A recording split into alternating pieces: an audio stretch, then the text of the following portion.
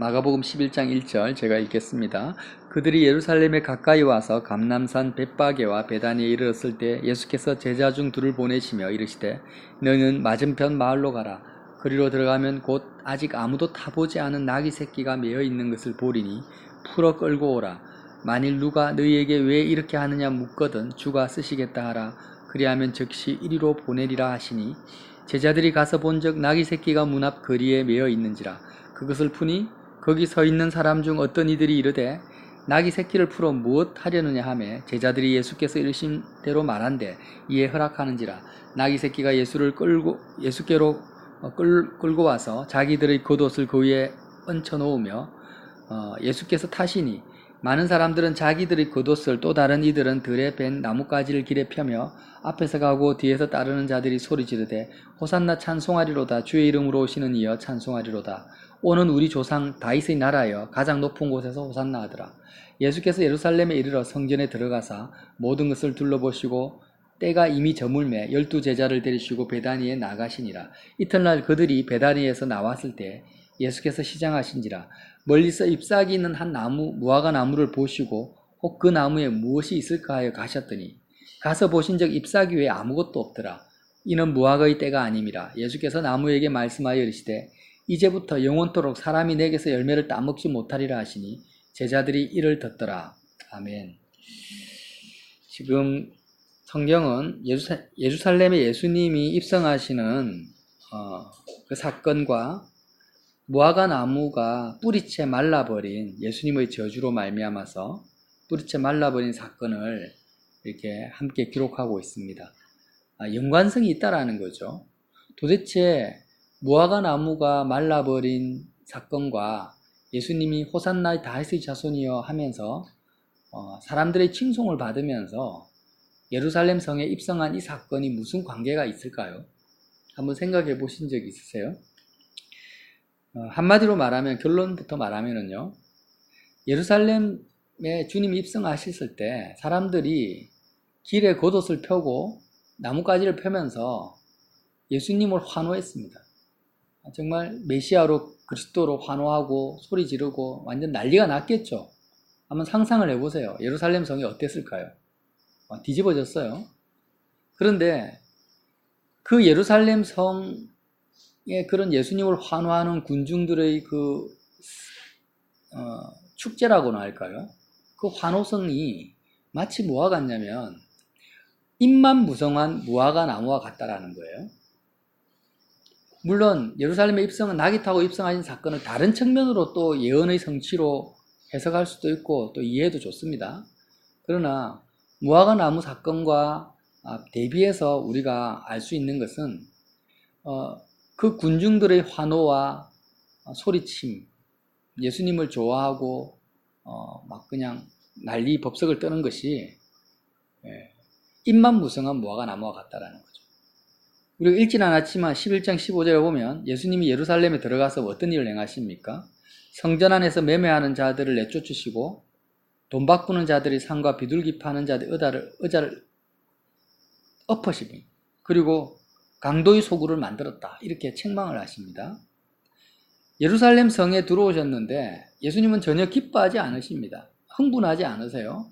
그리고 예루살렘 성 안에서 벌어지고 있는 그 사건을 보고 치를 뜨시는 거예요. 완전 강도의 소굴을 만들었다.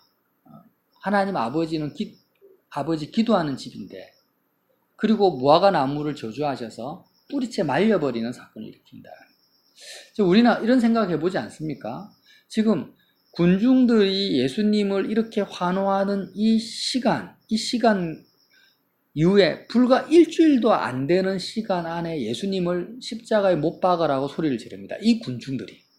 다른 사람도 아니고 자기 겉옷을 땅에 펴고 길가에 나뭇가지를 흔들면서 호산나 다윗의 자손이여 하면서 소리 지르는 이 군중들이 십자가에 바나바를 못 박을까 예수를 못 박을까 선택하라 하니까 하나같이 예수를 못 박으라고 소리 지른다는 거죠. 일주일도 안 돼서. 도대체 어떻게 이런 사건이 벌어질 수 있을까? 집단 체면에 걸렸나요?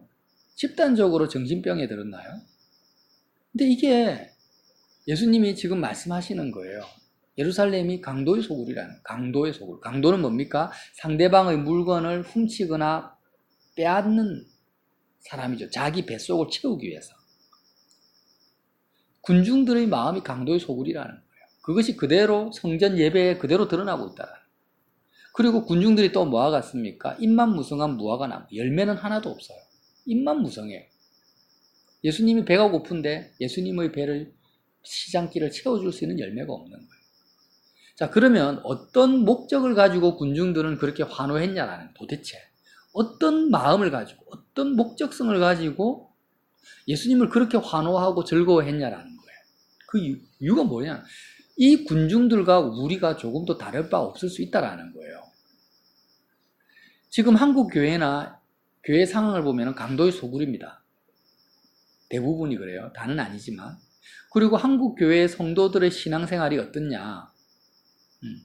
저와 여러분의 또 예외라고 말하기는 힘들어요, 사실은.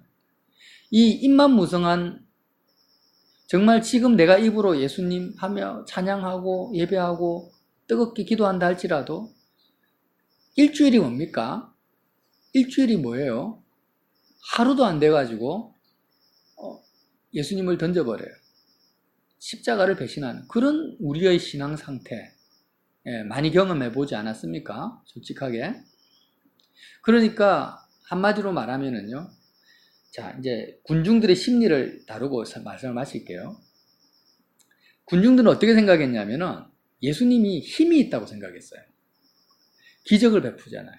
그러니까 일반 사람들이 할 수 없는 기적, 모든 사람을 낫게 하고 고치고 살리고, 떡과 생선 한 2마리, 떡 5개, 생선 2마리로 2만 명을 먹여버려요. 그러니까 힘이 있는 거예요. 바리새인들하고 이야기를 해도 지지를 않아요. 말 한마디로 모든 석학들을 다 꺾어버립니다. 그러니까 군중들은 마음에 예수님만 따라가면은 천하무적이다, 이런 생각을 가지고 왕으로서 환영했다라는.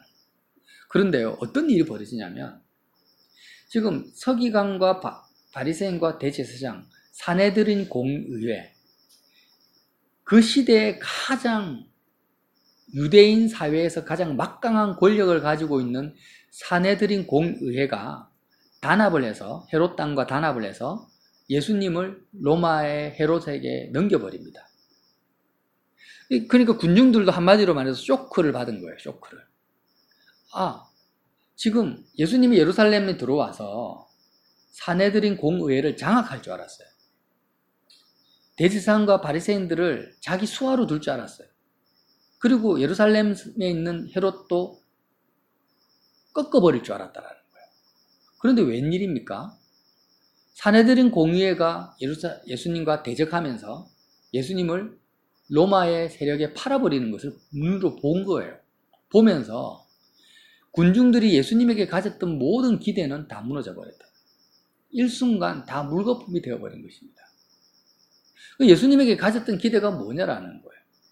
지금 한번 보세요. 산헤드린 공의회가 가지고 있는 권력이라는 것은 뭐냐면 유대 사회에서 사형을 시킬 수는 없어요. 사람을 죽일 수 있는 권리가 없어요. 왜? 지금 지배국가가 로마니까 사람을 죽이는 권한은 로마만 가지고 있는데 죽는 것만큼 고통스러운 것을 행할 수 있습니다. 그게 뭐냐면 유대 사회에서 쫓아내버린다. 삶의 기반을 흔들어버립니다. 유대 민족 안에서의 커뮤니티가 있는 거예요. 직장도 있고, 그렇죠. 지금도 유대인들은 어떻습니까? 자기들끼리 똘똘 뭉쳐가지고 잘 먹고 잘 살아요, 육적으로. 그때는 얼마나 더 똘똘 뭉쳤을까요? 외세의 침입 속에 있으니까. 그러니까 유대인들은 산헤드린 공의회에서 제외된다, 퇴출된다라는 것은요, 자신의 모든 삶의 기반을 다 잃어버리는 거예요. 그나마 유대인으로서 가지는 사회의 안전망이라는 게 있어요. 삶의 터전이라는 게 있어요. 거기서 다 삶의 울타리가 무너져 버려요. 그러니까 이제 그 산헤드린 공의회를 장악해서 예수님이 자신의 왕으로서 자신의 앞길을 보장해주는, 이 땅에서의 삶의 그 대로가 되는 예수님, 그 예수님을 바라보고 있었다라는 거예요. 근데요, 참 이게 비유가 아니고 실질적으로 예수님이 메시지를 행동으로, 예수님이 입성하실 때 뭘 타고 하십니까? 아주 건장한 말을 타는 게 아니라 나귀를 타는데, 나귀도 그냥 나귀가 아니라 나귀는 볼품이 없잖아요. 나귀 새끼를 타요. 그것도 아무도 타보지 않은 나귀 새끼를 타는 거예요. 예수님이 왜 이런 시츄에이션을 하셨을까? 사람들은 전부 예수님을 올라타려고 합니다. 든든한 예수님 올라타고 이 땅에서의 자신의 삶을 든든한 더 출세가도, 성공가도를 달리고자 예수님을 환영하고 좋아했다라는 거예요. 근데 정작 예수님은요, 아무도 타보지 않은 나귀 새끼를 타고 있는 거예요. 예수님이 백마가 되고 전투마가 되고 자기는 그 예수님의 등에 올라타려고 했는데, 정작 예수님은 아무도 타보지 않은 나귀 새끼를 타고 입성을 하시는 거예요. 사람들에게 메시지를 던지시는 거예요. 너희들이 정말 나를 올라타고자 하느냐? 그리고 나를 통해서 이 땅에서 더 좋은 삶을 누리고자 하느냐? 인자는 섬기려고 왔고 자기 목숨을 많은 사람의 대속물로 주기 위해서 왔다. 나는 그런 너희들이 원하는 그런 메시아가 아니다라는 거예요. 그러면서 무화과나무, 잎만 무성한 무화과나무를 저주하셨는데, 그 다음날 베드로가 보고 예수님이 저주한 무화과나무가 뿌리채 말랐습니다 하니까 예수님이 저주한 무화과나무가 하필이면 왜 뿌리채 말랐을까요? 군중들의 그 뿌리는 나무를 지탱해주는 기반이잖아요. 그러니까 군중들은 예수님을 뿌리로 삼으려고 했던 거예요. 뿌리로 삼아서 그 기반 위에 이 땅에서의 삶을 한번 쌓아 올려보려고 했는데, 군중들 입장에서는 그 예수님을 뿌리로 삼으려는 그 뿌리가 뭐냐? 하나님도 아니고 진정 성경에서 기록된 메시아도 아니고 정말 아무 쓰잘데없는 이 세상이라는 거예요. 결국에는 이 세상이라는 거예요. 결국 무화과나무는 뿌리채 마른 무화과나무, 십자가에 못 박아라고 소리치는 군중들, 신앙의 기반이라는 것입니다. 제가 이제 나누고 싶은 말씀은, 예수님을 정말로 열매 있는, 성령의 열매를 맺고 천국의 열매를 맺는 신앙과 믿음을 가지려면, 뿌리가 마르지 않는 생명 있는 뿌리를 가진 무화과나무가 되려면 저와 여러분이 어떻게 해야 될까요?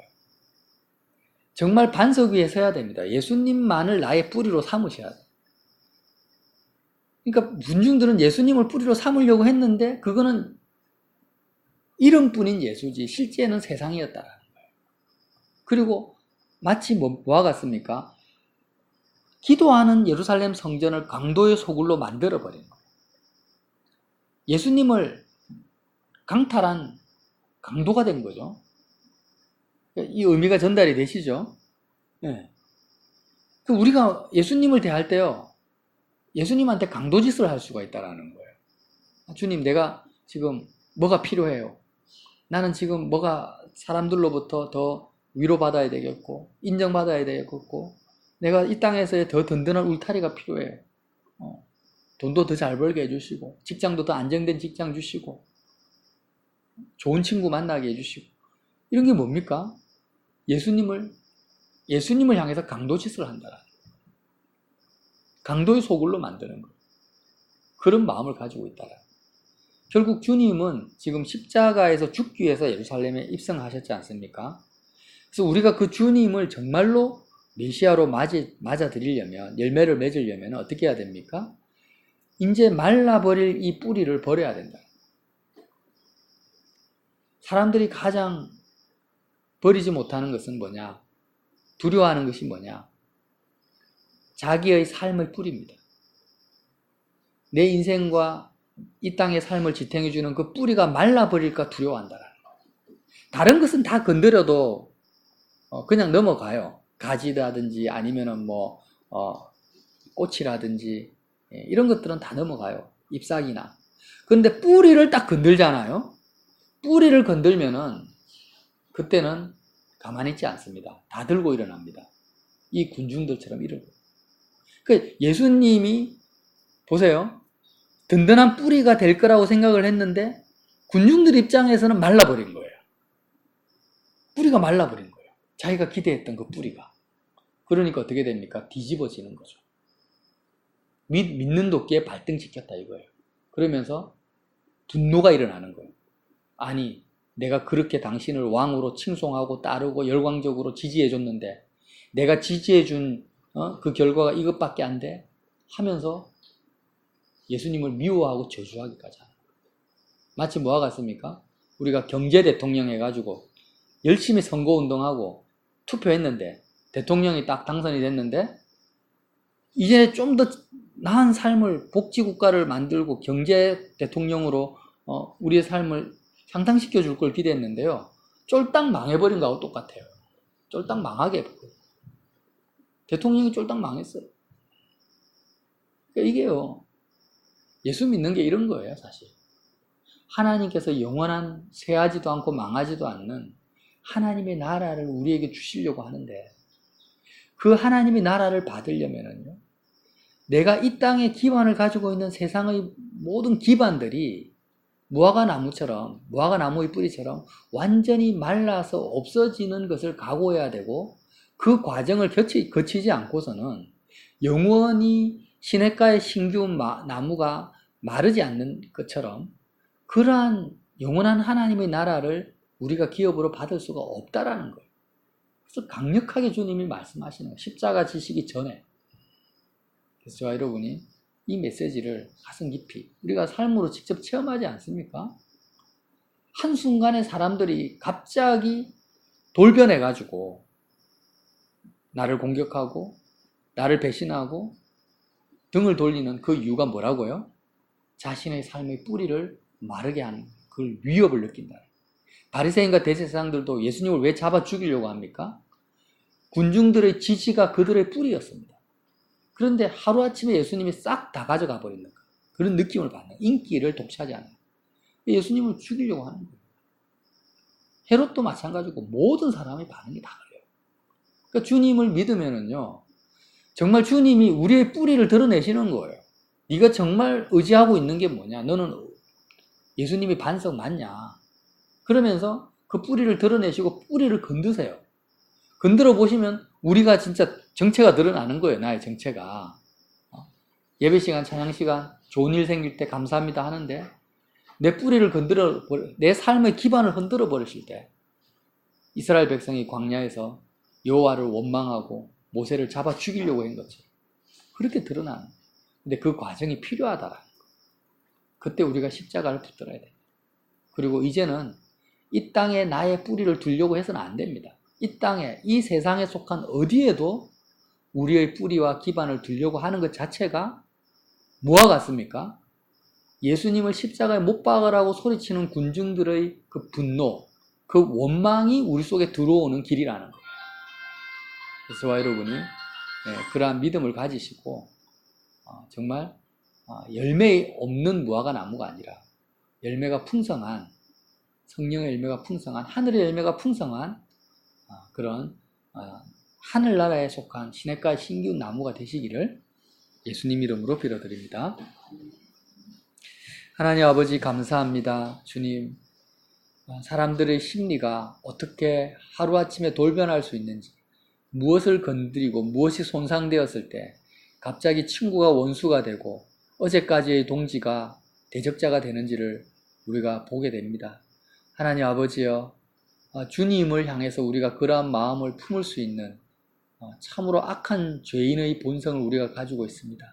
그러나 이제는 아버지, 주님만이 나의 반석이 되시고 구원의 방주가 되시는 것을 온전히 믿게 하여 주시고, 이것을 믿으려면 내가 여태까지 기반으로 뿌리로 삼아왔던 이 세상의 것들, 그 뿌리가 무엇인지를 보게 하여 주시고 그 뿌리에 대해서 십자가에서 온전히 죽게 하시고 뿌리 뽑히게 하시고, 하나님 아버지, 정말 하나님 나라의 보좌에서 오는 그 생명수 강가에 우리의 심령이 심겨질 수 있는 복된 성도들이 될 수 있도록 인도하여 주시고 역사하여 주시옵소서. 예수님 이름으로 기도드립니다.